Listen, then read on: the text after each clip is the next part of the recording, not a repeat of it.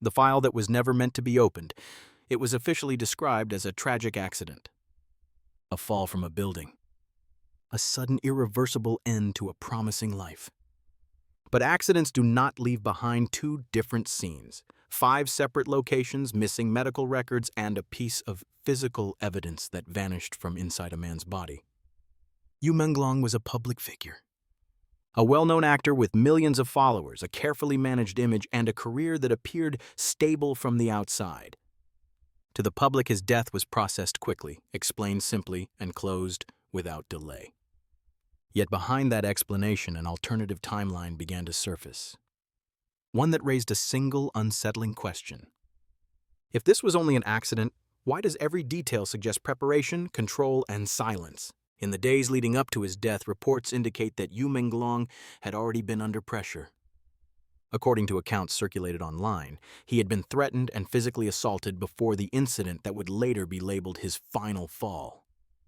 Around the same time, a cryptic prediction appeared on social media, warning that a male actor with a massive fan base and a leading role in a popular television series would soon face serious trouble.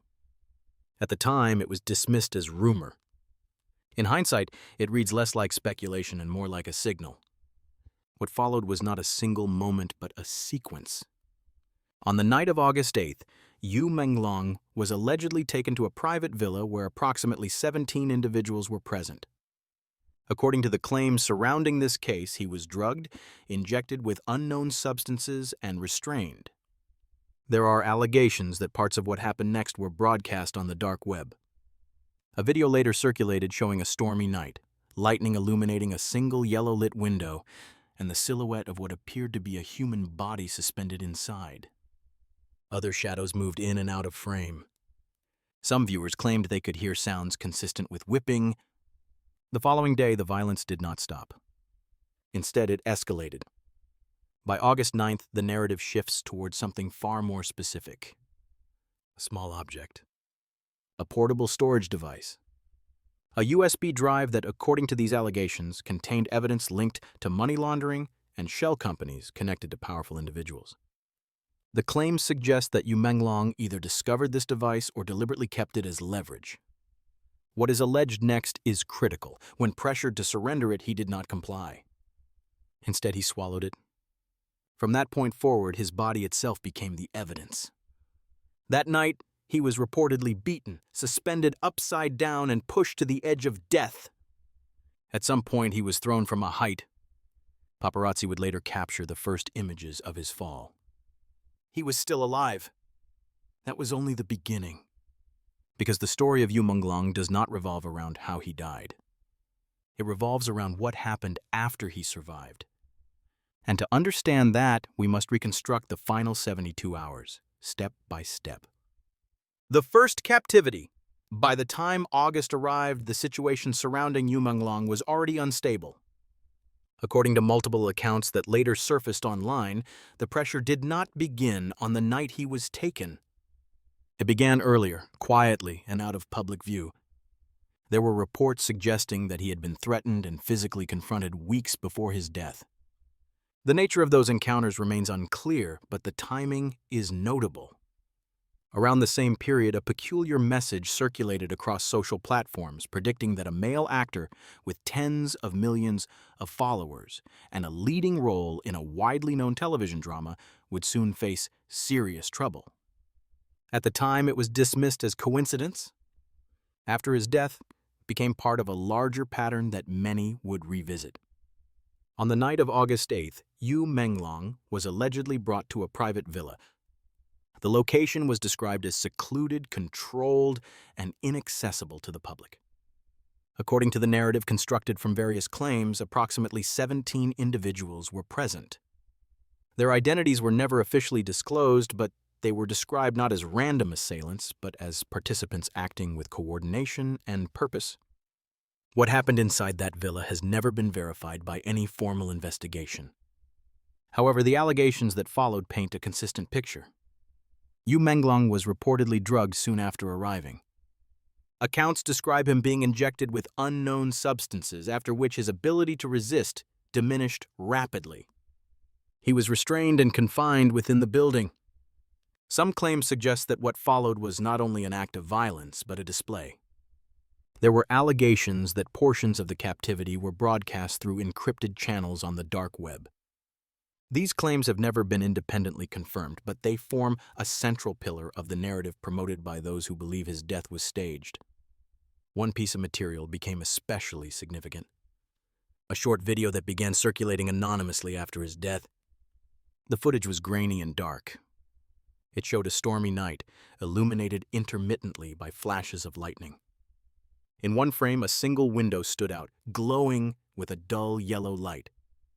Behind that window, a silhouette appeared.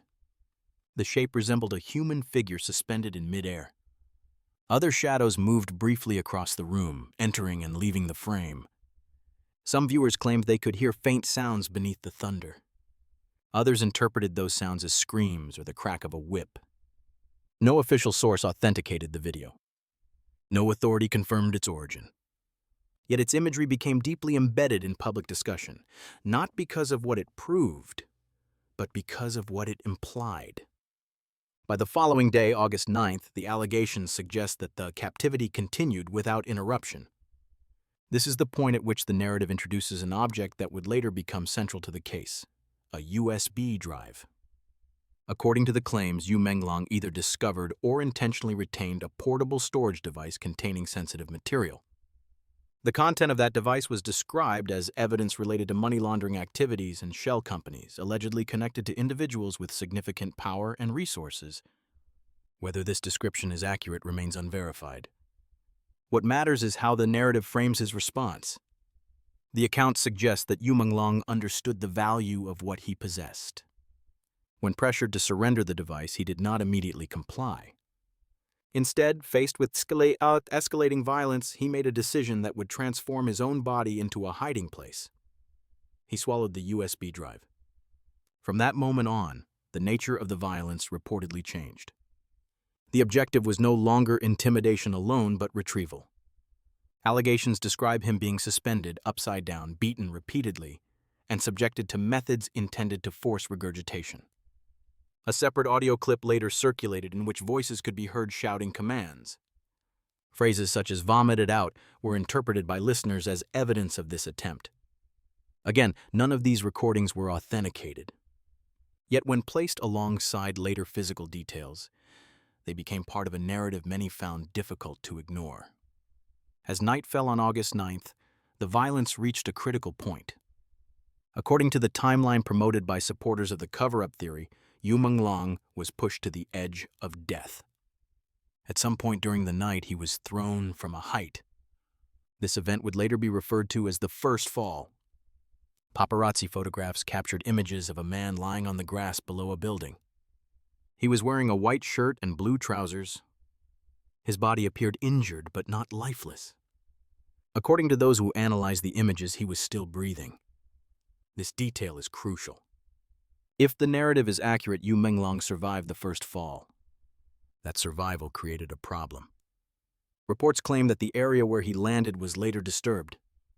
The grass beneath him was allegedly removed and replaced, an act interpreted by observers as an attempt to erase physical traces of the incident. Whether this action was deliberate or coincidental remains unproven. However, photographs of the altered ground circulated online, adding another layer to the growing list of unanswered questions. By the end of that night, Yu Menglong was no longer at the villa. But he was not free. He was still alive, severely injured, and in the custody of those who, according to this narrative, could not afford for him to speak. And as dawn approached on August 10th, the focus shifted away from where he had been held and toward what would be done with him next. Because the first captivity had failed to accomplish its ultimate goal. The evidence had not been recovered, and the story was about to enter a far more controlled and calculated phase. The body as evidence. Dawn broke on August 10th, and against all expectations, Yu Menglong was still alive. According to the reconstructed timeline, he was found lying on the grass below the building where the first fall had occurred. The images captured by paparazzi show a man severely injured but not motionless. His clothing was clearly visible, a white shirt, blue trousers. There were no signs, at least in those early photographs, that life had already left his body. This moment, brief and undocumented by any official report, would later become one of the most critical fractures in the official narrative. Survival created urgency. Security footage from the area reportedly recorded Yu Menglong being pulled back toward the building. The footage itself was never released in full, but references to it appeared repeatedly in online discussions. One specific audio fragment, allegedly linked to that footage, became particularly significant. In it, a voice could be heard saying words interpreted as, "afraid he will run." To those who believe the alternative timeline, this phrase suggested that Yu Menglong had attempted to escape on his own, despite his injuries. What followed, according to these accounts, was not medical care in the conventional sense. Throughout the daytime hours of August 10th, Yu Menglong was allegedly subjected to repeated physical assaults. The objective, as framed by this narrative, was no longer punishment, but extraction. The USB drive that had been swallowed the night before had become the primary concern. His body was no longer treated as that of a human being, but as a container. Additional audio recordings circulated later, their sources unverified, their authenticity disputed. In these recordings, voices could be heard shouting commands. The phrases were brief, aggressive, and specific. Listeners interpreted them as demands for him to expel whatever he had concealed. Whether these recordings were genuine or manipulated remains unknown. Yet when combined with later medical indicators, they gained symbolic weight. Accounts describe extreme violence during this period. He was allegedly struck repeatedly, forced against windows, and restrained by multiple individuals at once. Some claims state that teeth were forcibly removed. Others describe him being slammed into glass panes until protective netting shattered. These descriptions align in part with later paparazzi photographs that showed damage to window structures near the scene of the first fall. At some point during this period, the effort to retrieve the USB shifted strategies. According to the narrative, Yu Menglong was transported to a private medical facility. The location is described inconsistently in various accounts, sometimes referred to as a private hospital, other times associated with a luxury hotel complex. The Bulgari Hotel is frequently mentioned, particularly in connection with reports that glass surfaces in the area were cleaned shortly after. Photographs later emerged, showing Yu Menglong's body connected to medical equipment. Tubes were visible. A breathing apparatus appeared to be in use. These images suggested that he was alive during this stage, but in critical condition. Instead of clarifying the situation, however, the images were quickly followed by contradictory information released into public channels. False narratives began to circulate. Some claimed that the individual in the photographs was not Yu Menglong at all, but another person entirely. Others focused on superficial physical differences, suggesting changes in skin tone or facial appearance as proof of misidentification. To observers, this sudden shift in discourse appeared designed to fragment attention and destabilize any coherent understanding of events. While public focus was diverted, the narrative asserts that a surgical procedure took place. According to these allegations, Yu Menglong underwent abdominal surgery. The stated purpose was the retrieval of the USB drive he had swallowed. No official surgical records were ever released. No hospital confirmed the procedure. Yet later photographic details would fuel continued speculation. After the alleged surgery, the USB was no longer mentioned. What happened to it remains unknown. What is claimed next is that Yu Menglong was moved again. This time to a different building, identified by those tracking the timeline as Building 18. From there, he was reportedly taken to an apartment located on the third floor of a residence associated with an individual named Song Yiren. According to the narrative, this location was used not for medical care, but for preparation.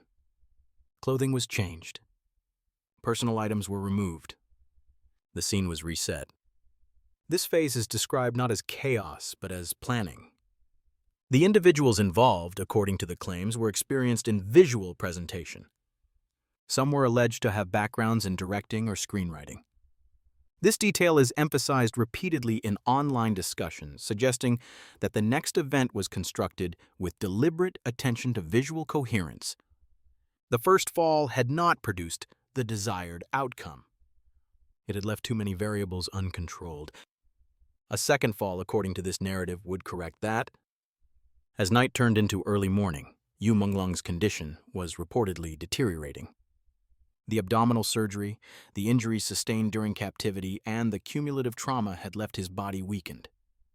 Yet what mattered most, according to this reconstructed sequence, was not whether he could survive, but whether the final image could be shaped. By the time preparations were complete, the narrative suggests that Yu Menglong had already been reduced to a prop in a carefully arranged scene. The stage was set. The clothing had been chosen. The location had been selected. And the final act was scheduled for the early hours of August 11th. The staged fall. Shortly after the alleged abdominal surgery, Yu Menglong was no longer treated as a patient. According to the reconstructed timeline, he was transferred once again. This time, the destination was Building 18, a residential complex that would later become central to the final chapter of the case. From there, he was reportedly moved to a third-floor apartment linked to an individual named Song Yiren. The significance of this location does not lie in who lived there, but in what the space allowed those involved to do. This was not a place for recovery. It was a place for preparation. Accounts suggest that Yu Menglong's remaining clothing was removed and replaced. The choice of garments was deliberate. Unlike the white shirt and blue trousers he wore during the first fall, the outfit selected for what would follow was different: a blue shirt and beige trousers. This distinction would later become critical when paparazzi images from different moments were compared side by side. The narrative emphasizes that this phase unfolded with an unusual level of control. There was no indication of panic or improvisation. On the contrary, everything described points toward planning. Observers who believe in the cover-up theory frequently highlight one particular claim: that several individuals involved in the process had professional experience in directing or screenwriting. Whether this is true remains unverified. Yet the claim persists because it supports a broader assertion that what followed was not accidental chaos, but a constructed scene. By the early hours of August 11th, Yu Menglong's physical condition had reportedly deteriorated significantly. The cumulative impact of prolonged captivity, repeated assaults, a severe fall, and abdominal surgery had left his body fragile. There is no indication within this narrative that meaningful medical care was being provided at this stage. Instead, the focus appears to have shifted entirely toward controlling the final outcome. At approximately 5:15 in the morning, the second fall occurred. Unlike the first, this event was immediately framed as fatal. Paparazzi photographs taken shortly afterward show Yu Menglong lying face down. His body position was markedly different from that seen after the earlier fall. His legs appeared twisted at unnatural angles. Observers pointed to signs they believed were consistent with post-mortem rigidity. His abdomen was partially exposed, and beneath the blue shirt, a white bandage was visible. To many, this detail suggested recent abdominal surgery, something entirely incompatible with the official explanation of a sudden accidental fall.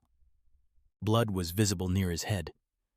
Supporters of the alternative timeline noted that during the first fall, he had landed on his back. The presence of head injuries in the second set of images raised further questions about how and when those injuries were sustained. Some accounts claim that his face showed signs of blunt force trauma inflicted after death, allegedly intended to obscure recognizable features and complicate visual analysis. At this point, the narrative reaches its most controversial assertion. The second fall, according to this version of events, was staged. The location was selected. The clothing was chosen. The body was positioned. Every visible element aligned with a single objective: to produce an image that could be rapidly categorized as a fatal accident, requiring no further examination. The speed of what followed only intensified suspicion. Within a remarkably short period, plans for cremation were advanced. There was no prolonged public examination. No extended forensic review. Most significantly, the autopsy report that would normally accompany such a death was never made available. According to the claims surrounding this case, it was either lost or withheld. In the absence of that document, a critical source of verification disappeared. 5 locations are repeatedly identified as key scenes in this reconstructed timeline. First, the villa where initial captivity and torture allegedly occurred on August 8th and 9th. Second, the Sunshine Upper East complex, particularly the 6th floor associated with continued confinement, and the first fall on August 10th. Third, the private medical facility or hotel complex linked to abdominal surgery and the removal of the USB drive. Fourth, Building 18 and the 3rd floor apartment connected to Song Yiren, where clothing was changed and the final scene prepared. Fifth, the 5th floor location where the second fall occurred and the official narrative of death was established. When viewed individually, each location might appear unremarkable. When viewed together, they form a controlled sequence, one that moves steadily from captivity to erasure. The conclusion drawn by those who support this narrative is stark. Yu Menglong endured days of intimidation, unlawful confinement, and extreme violence. He attempted to escape more than once. He resisted demands to surrender what he believed was critical evidence. In doing so, he prolonged his own suffering. According to this version of events, he chose to protect that evidence until it was forcibly taken from him, even at the cost of his life. Whether this interpretation reflects reality remains unproven. No court has examined these claims. No official investigation has addressed them in full. What remains is a void filled by unanswered questions, missing documents, and images that do not align neatly with a single, simple explanation. In the absence of transparency, speculation thrives. And within that speculation, Yu Menglong is no longer seen solely as a victim of misfortune, but as a one who, faced with overwhelming force, refused to relinquish what he believed could expose something far larger than himself. That belief, more than any physical evidence, is what has transformed his death from a closed case into an open wound. The file closed, the questions remain. Officially, the case of Yu Menglong ended with a single conclusion. An accidental fall. A tragic loss. No further action required. Yet when the available fragments are placed side by side, that conclusion does not settle the matter. It merely closes the file before its contents have been fully examined. The version presented to the public is simple and efficient. A man fell. He died. The circumstances were unfortunate but unremarkable. However, simplicity becomes a liability when it fails to account for contradictions. 2 separate falls. Multiple locations. Injuries that appear inconsistent with a single event. Medical intervention without transparent records. And most notably, the absence of a complete autopsy report. In any case, involving sudden death under unusual conditions, such omissions are not minor details. They are foundational gaps. According to the alternative timeline examined in this narrative, Yu Menglong did not die in a single moment. He endured a sequence of events that unfolded over several days. He was allegedly threatened, confined, and subjected to escalating violence. He attempted to escape. He survived an initial fall. He was transported, treated, and then prepared for a second, fatal incident that would permanently silence him. Whether every element of this account is accurate cannot be determined without an independent and transparent investigation. What can be stated with certainty is that the questions raised by this timeline have never been addressed in a manner that satisfies basic standards of clarity. The most troubling aspect of this case is not any single allegation, but the pattern that emerges when they are considered together. The rapid cremation, the missing forensic documentation, the coordinated spread of contradictory information. Each action, taken alone, might be explained away. Taken together, they suggest a deliberate effort to reduce scrutiny rather than invite it. If Yu Menglong did possess material evidence related to financial crimes, as alleged, then his case extends far beyond the tragedy of one individual. It becomes a reflection of how power, when left unchecked, can reshape narratives, control outcomes, and erase inconvenient truths. Even if that evidence no longer exists, the implications of its alleged removal remain significant. The destruction of evidence does not eliminate responsibility. It merely delays accountability. In discussions surrounding this case, some have referred to Yu Menglong as a hero.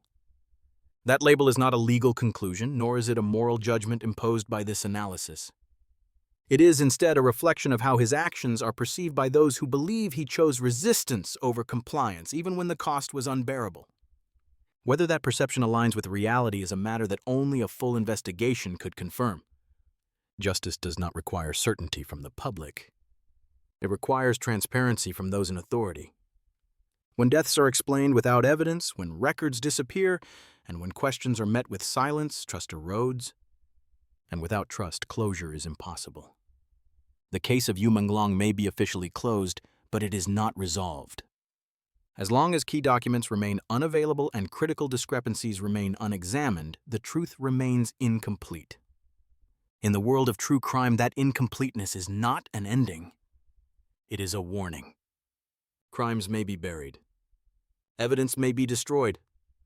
But unanswered questions have a way of resurfacing. And until those questions are addressed openly, the file may be closed on paper, but it remains open in the conscience of those still searching for the truth.